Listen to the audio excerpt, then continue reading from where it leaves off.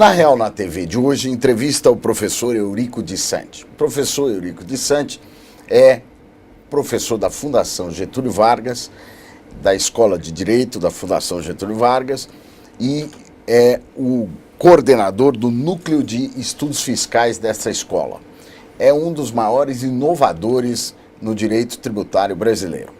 Professor, muito obrigado pela presença aqui na Real na TV. É um prazer recebê-lo. Obrigado, Pedro. A gente aqui fomenta o debate e quer incrementá-lo, inclusive, para o mercado de capitais, o mercado financeiro. Professor, estamos diante de um grande ajuste fiscal. Esse ajuste fiscal, ele tem diversas medidas adotadas pelo governo, ou propostas pelo governo, sujeito ao Congresso. Eu queria ter uma avaliação do senhor sobre esta reforma fiscal em vigor e o que o senhor acha que está certo e o que está errado. Petrus, eu acho que o que está errado é que falta paradigma. Não adianta ficar discutindo se essa medida ou essa é adequada ou não, se não tem uma visibilidade de onde eu quero chegar. Tem até um caminho do Garcês, que é professor de artes e direito, que ele fala, quando você não sabe para onde vai, qualquer caminho serve. Então, acho que o nosso desafio é que país nós queremos ser para daqui a 10 anos. Então, em função do país que eu quero ser, que sistema tributário que eu vou montar?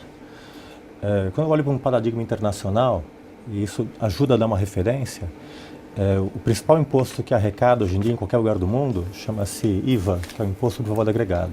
Como é que funciona um IVA? O IVA começou no início com uma ilusão. Isso tem a ver com esse diálogo entre Law and Economics, uma ilusão que eu faço igualdade através das diferenças de alíquotas. Então, produtos seletivos para os mais pobres, mais ricos eu tributo mais.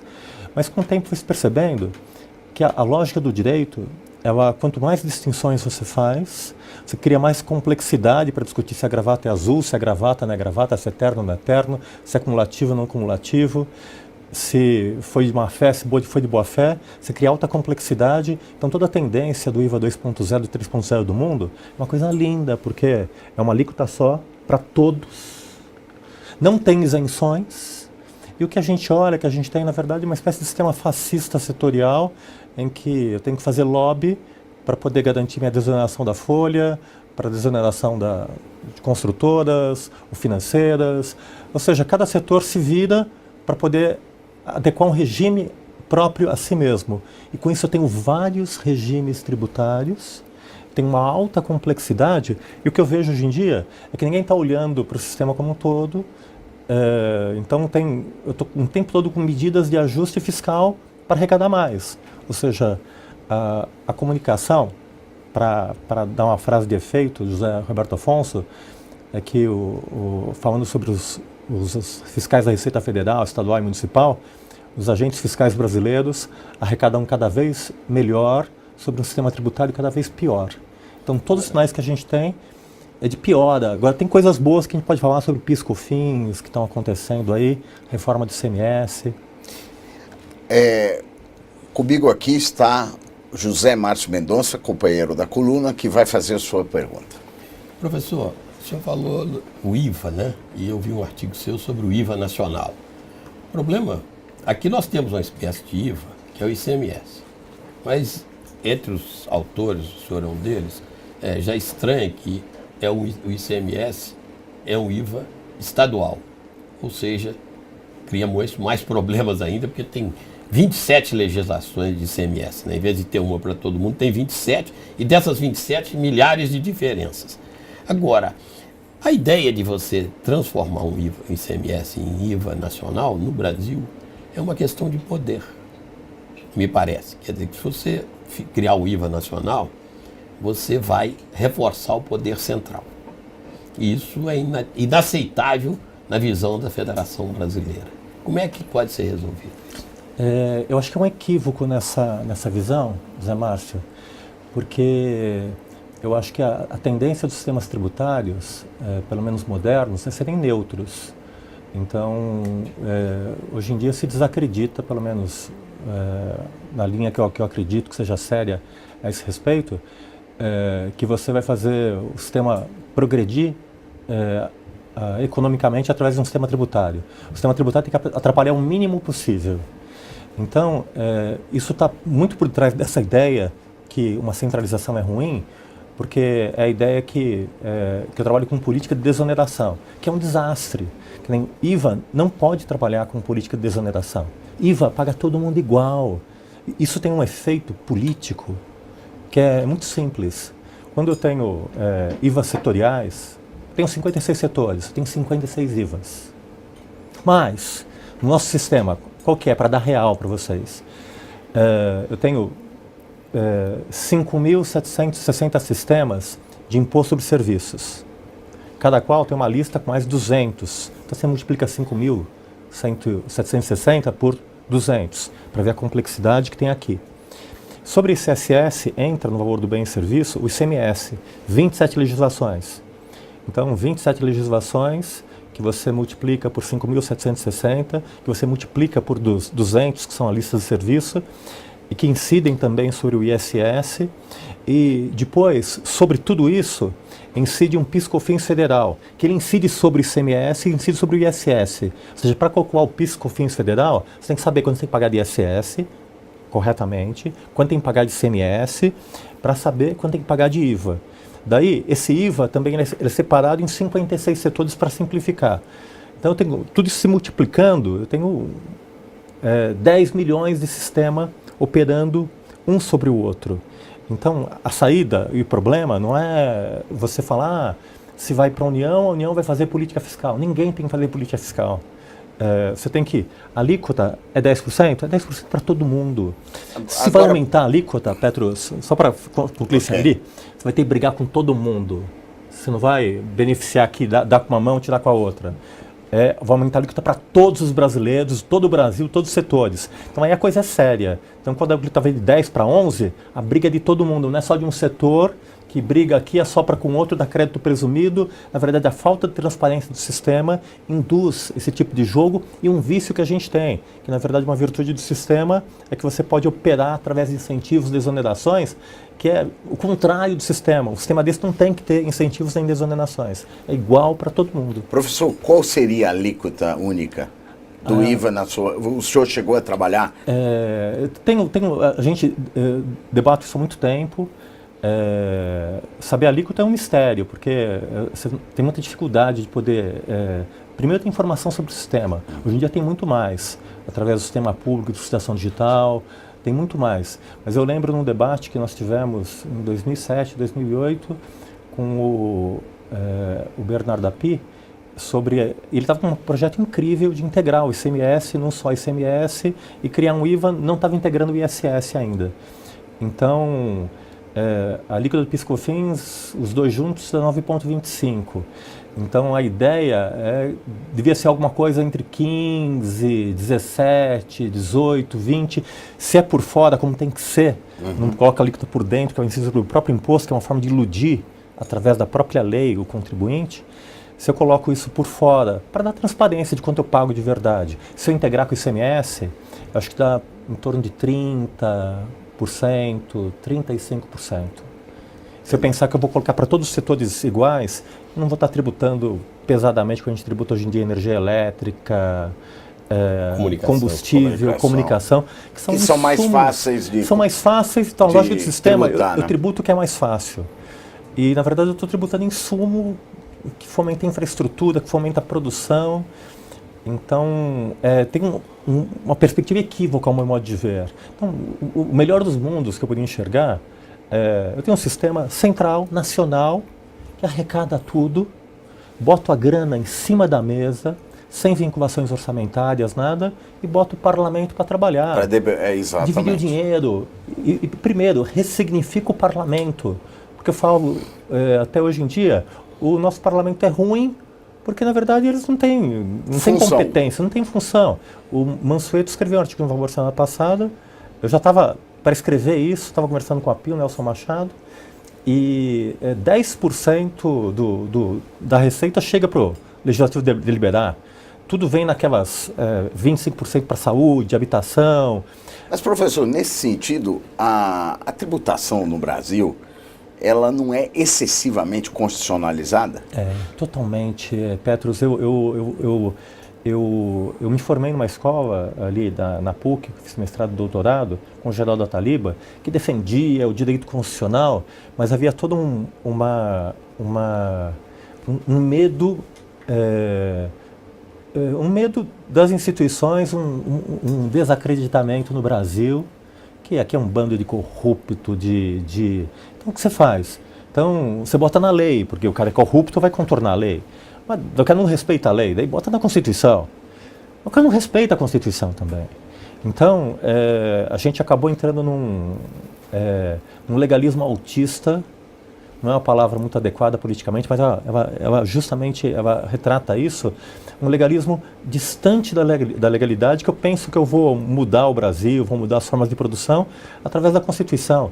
E aí eu crio um problema, porque para saber se o empresário vai utilizar nitrogênio, se é insumo ou não insumo para feito piscofins, tem que entrar com uma ação direta de inconstitucionalidade, que demora 10 anos para você, como empresário, saber a legalidade. E ainda sai com uma decisão modulada, né? E corre o risco de sair modulada a decisão, e você é induzido a entrar nessa indústria do contencioso, que no Brasil é abissal.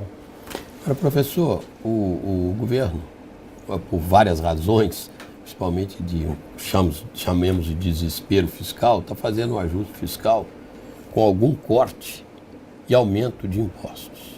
Né? Já aumentou alguns e vai aumentar outros. O sistema produtivo brasileiro aumenta mais imposto? Aguenta mais imposto? Ou podemos entrar naquilo que é, quanto mais imposto, maior a sonegação? Nós estamos em algum limite? O sistema tributário brasileiro ele é cheio de nuances, de coisas muito sutis. Primeiro, ele não é transparente, então é muito difícil entender quem está pagando. Então, tem uma lógica na tributação sobre o consumo, que na verdade eu passo a obrigação de pagar o DARF para a empresa, então dá a impressão que eu estou tributando o empresário, e na verdade o empresário está transferindo isso para os custos. E quem está pagando, na verdade, é o cidadão. Só que esse sistema, para reiterar a palavra de alienação, em que eu tributo a empresa e não fica claro, e nem é possível calcular, né? Surgiram aí legislações para obrigar, colocar o valor na nota, teve um constrangimento imenso que ninguém consegue calcular o valor do tributo devido. Que é um absurdo, você não consegue destacar na nota porque você não sabe quanto que é. Então, eu tenho um problema interno aqui do sistema. Então, indo diretamente na tua pergunta, o sistema aguenta? Aguenta, porque ele repassa para o consumo.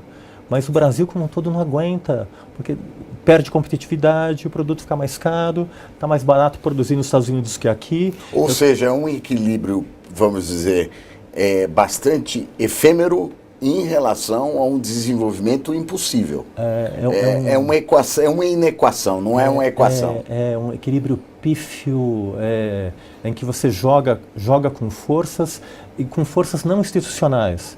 Então eu aumento o tributo, crio insegurança jurídica, repasso, crio uma desoneração da folha, daí todo mundo vai para a desoneração, daí eu vejo que foi um absurdo a desoneração. Eu analisei toda essa...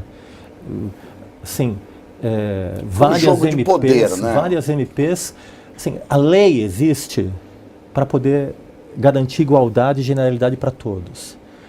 Primeiro eu não uso lei, eu uso MP, que eu tenho que pilotar no Planalto para ver quem entra e quem não entra na MP. E na verdade tem uma lógica, para mim, clara, gosto de chamar de mensalão tributário, que é essa troca de incentivos fiscais por financiamento de campanha política. Agora, isso eu falou, campanha política, aí eu vou fazer a pergunta do outro lado. Até agora nós conversamos com o técnico Eurico de Santi.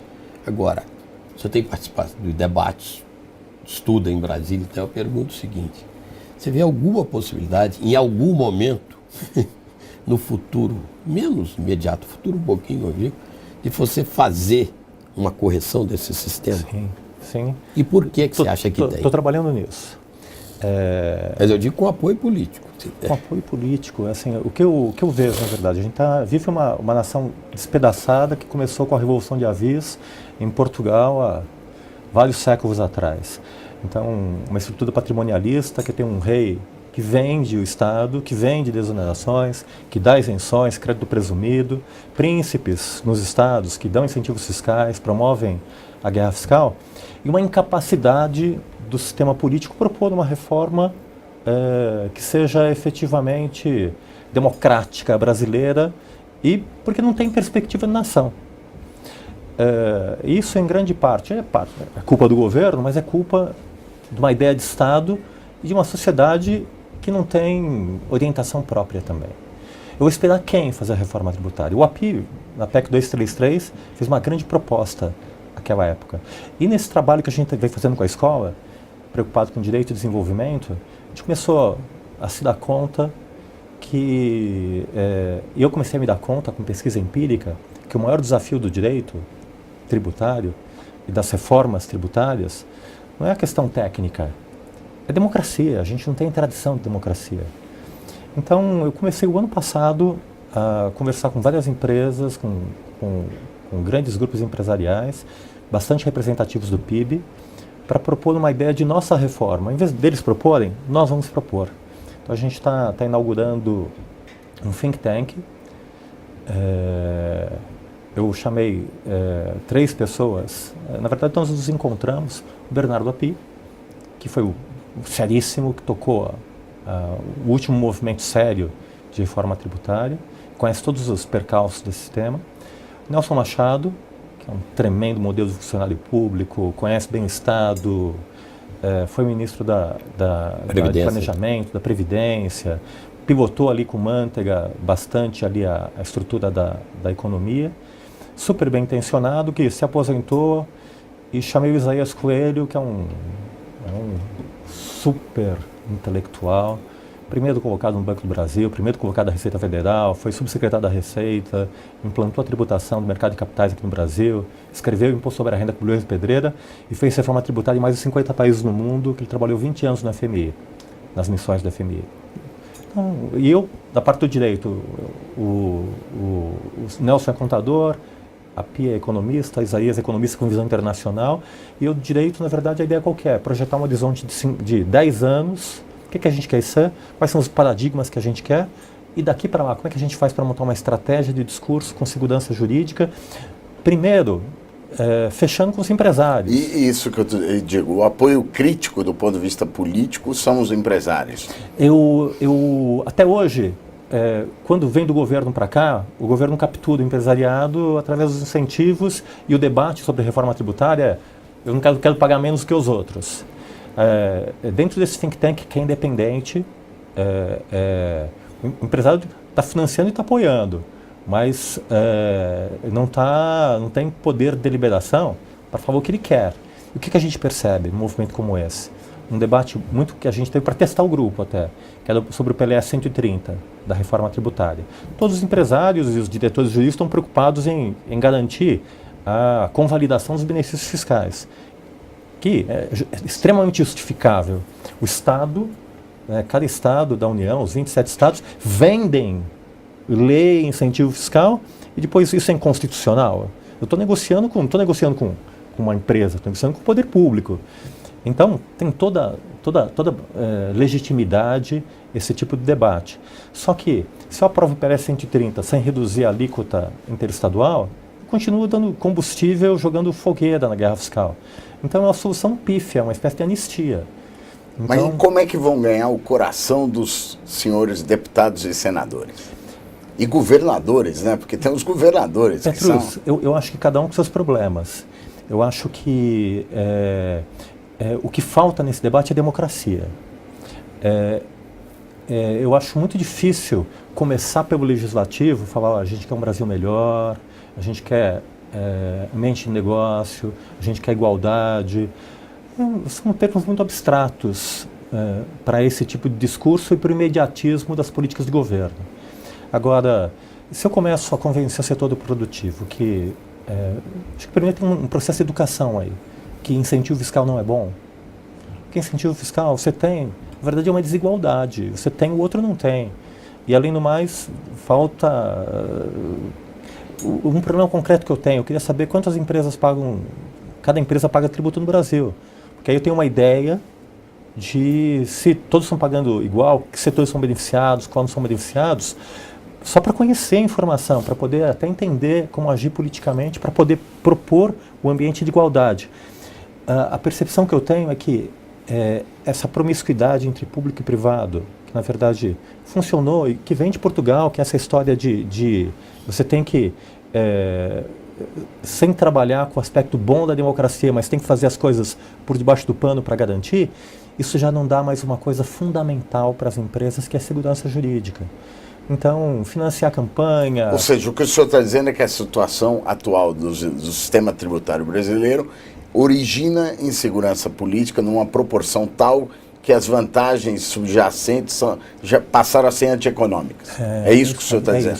Isso. Eu vejo claramente, não dá para ter dado empírico sobre isso, mas eu estou acompanhando há bastante tempo tudo isso, então eu vejo claramente que a gente atingiu um trade-off, que está caro demais, esse custo político, eu mudo a lei, desonero a folha, tremendo lobby para colocar ali, eu estava contando, tinha analisado, tem 488 KNAIs e NCMs que desoneram a folha. Eu não consigo saber de que setor que é KNAI, é luva de pelica, de equino, que foi para um regime, a outra luva não foi. Então, o sistema atingiu uma situação em que não dá propriedade. O grau de insanidade total. Eu crio lei, mas a lei não dá segurança jurídica. Então, o que a gente está apostando agora é, sociedade, vou te dar igualdade, vou te dar segurança jurídica, vamos projetar um sistema que vai ser igual para todo mundo, vai ser funcional, você vai parar com custo de adequação.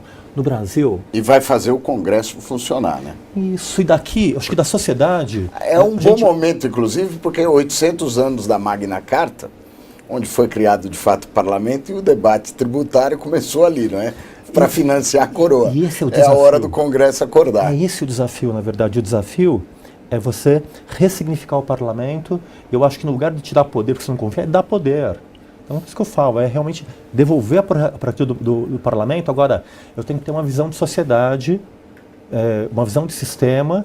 Eu acho que a gente está nesse processo educativo, de debate e de ouvir as empresas. Então, a ideia é que a gente é capaz de democraticamente entender as diferenças e levar um projeto para o governo. Sim, mas aí eu vou colocar uma questão prática, que é importante por essas questões práticas. Você usou a expressão bem aí, não há dados para se trabalhar bem. Como fazer um projeto se não há dados? Se o sistema tributário brasileiro e o sistema fiscal brasileiro comprovadamente não é transparente. Só para a gente lembrar, o famoso livro do francês, o Piketty, né, não tem dados sobre desigualdade no Brasil, porque não conseguiu, num dos poucos países do mundo, não conseguiu informações da Receita. A Receita não quis dar. E assim é o sistema tributário brasileiro, de um modo geral, né? Ele é sigiloso, não é isso? A gente está trabalhando muito bem com isso também. O fato que o projeto da escola, aproximando direito de pesquisa e preocupando como o direito pode ajudar no desenvolvimento, eu venho há uns 10 anos tentando fazer pesquisa empírica. E aí, quando eu comecei a fazer pesquisa empírica, comecei a sair fora dessa caixa e comecei a entender. Falei, poxa, eu tenho um processo administrativo, eu quero ter acesso às decisões. Não tem acesso à decisão. Esse processo administrativo serve para consolidar a jurisprudência, para poder informar os critérios de interpretação, e eu não tenho informação sobre ele, por que ele serve? Eu vou procurar a primeira instância sigilosa, autos de infração sigilosos. Quanto que as empresas arrecadam? É sigiloso. Mas por quê? É para proteger a empresa. Quando eu fiz estar preocupado em proteger a empresa e a concorrência, para esconder quem paga e quem não paga tributo, para mim, livre concorrência é todos pagarem a mesma coisa. E aí cada um vai se diferenciar empresarialmente ou na sua estratégia comercial para poder criar um novo horizonte de mudança. Então você vê que é um sistema que não funciona, que não opera. Tá. Professor, o senhor acabou de escrever um livro, Kafka... Mais um, né?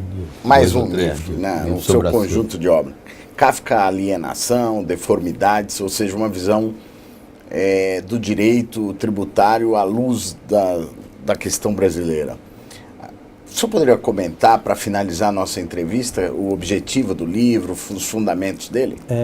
O Kafka ele escreve num estilo chamado realismo fabulador, que ele é um artista, foi jurista, foi advogado, doutor em direito, em jurisprudência, e tem uma percepção dessas estruturas que vem ali daquele sistema dessa virada de século, extremamente autoritário, e conta justamente o livro clássico do Kafka, conta a história do processo do Sr. K, que é acusado sem saber o porquê.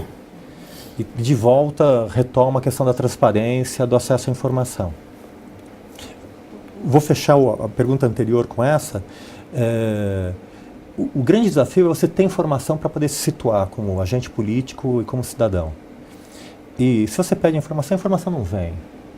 Então, surgiu no governo recente vários movimentos, a lei de acesso à informação, lei de transparência, Open Government, celebrado com os Estados Unidos, tem os BEPs no mundo inteiro, todo mundo está seguindo essa linha, mas você pede para o Estado, ele não dá informação. Não dá porque tem medo. Tem medo de mostrar que não tem critério de legalidade, tem medo de mostrar essa desigualdade que está no sistema tributário. Então, é medo dos agentes, medo de tudo isso. O que a gente tem feito para romper esse medo e abrir a informação? A informação tem, ela está escondida por medo dos controladores. A gente tem feito indicadores de transparência que incentivam que a autoridade pública forneça informação. Daí uma não dá, daí eu falo, a outra está dando, por que você não dá? Então eu vou dar também. Daí eu dar mais uma informação. Agora, aquela autoridade está dando, essa aqui não está dando. Mas é ilegal. Mas ele está dando, ninguém mandou prender.